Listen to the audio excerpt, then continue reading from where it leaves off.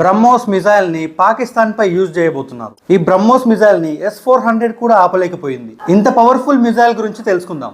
ముందు దీని accuracy range చూసుకుంటే 99.999% ఉంది. టార్గెట్ మిస్ అయ్యే ఛాన్సే లేదు. స్పీడ్ లో బీస్ట్. 1998 లో ఇండియా రష్యా కలిసి ఒక పవర్ఫుల్ మిజైల్ ని క్రియేట్ చేద్దాం అనుకున్నారు. అప్పుడు ఇండియాలో బ్రహ్మపుత్ర రివర్ ని, రష్యాలో మోస్కా రివర్ ని బేస్ చేసుకొని బ్రహ్మోస్ అని పేరు పెట్టారు. రష్యా టెక్నాలజీ ఇచ్చింది, ఇండియా విజన్ ఇచ్చింది. బ్రహ్మోస్ లో 2 స్టేజ్ సిస్టమ్ ఉంటుంది. ముందుగా మొదటి stage solid rocket booster launch అయిన తర్వాత second stage ramjet engine activate అవుతుంది. దీని స్పీడ్ ని మ్యాచ్ 3 గా చెప్తారు. అంటే సౌండ్ కి 3x స్పీడ్ గా ఉంటుంది. GPS INS సిస్టమ్ తో ఇంచు కూడా మిస్ అవ్వదు. బ్రహ్మోస్ ని ల్యాండ్, సీ, ఎయిర్ లో ఎక్కడైనా వర్క్ చేస్తుంది. ఇప్పుడు వార్ లో యూజ్ చేసినప్పుడు పాకిస్తాన్ కి బ్రహ్మోస్ మిజైల్ వస్తుంది అని చూస్తున్న సమయంలోనే ఇది ఇంపాక్ట్ క్రియేట్ చేసేస్తుంది. ఇది మిజైల్ కాదు, భారత్ కి స్ట్రెంగ్త్. సీజ్ ఫైర్లు, మీటింగ్లతో పని అవ్వదు.